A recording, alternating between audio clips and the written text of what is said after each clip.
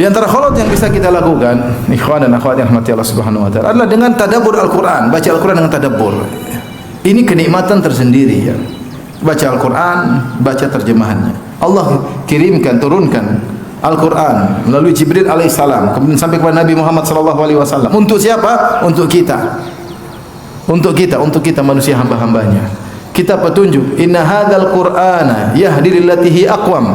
Kata Allah, ini Quran menunjukkan jalan yang terbaik, segala solusi, segala kebahagiaan, petunjuk yang terbaik dalam Al-Qur'an. Cuma kita tidak menggalinya, kita tidak mendulang faedah-faedahnya.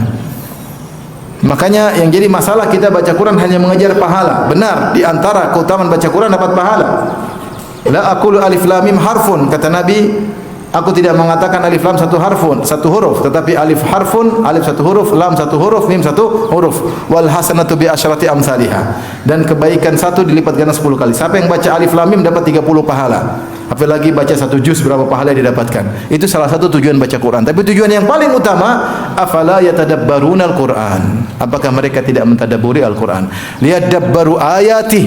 Al-Quran diturunkan agar mereka mentadabburi ayat-ayatnya. Ini yang lebih utama. Itulah yang kemudian mencarger iman, menambah iman dengan cepat. Kita baca dengan mempelajarinya, mempelajari isi Al-Quran tersebut.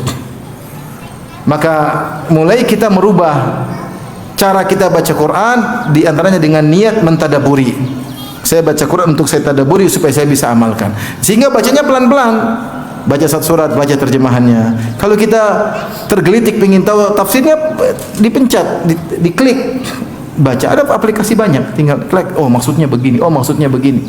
Nikmati bacaan tersebut. Atau enggak kita putar YouTube kajian tafsir, dengar.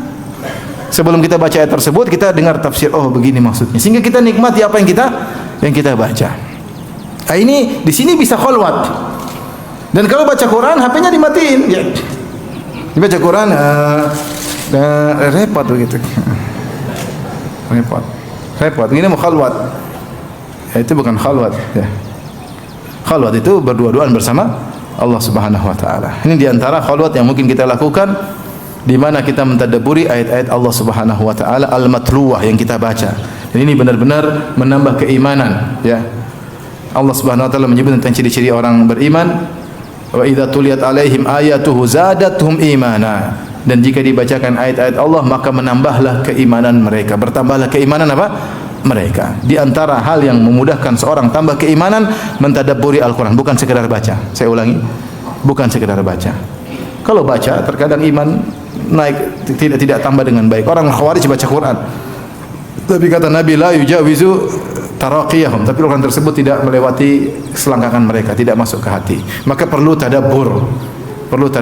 Tinggal niat untuk baca Quran dengan ditadabbur.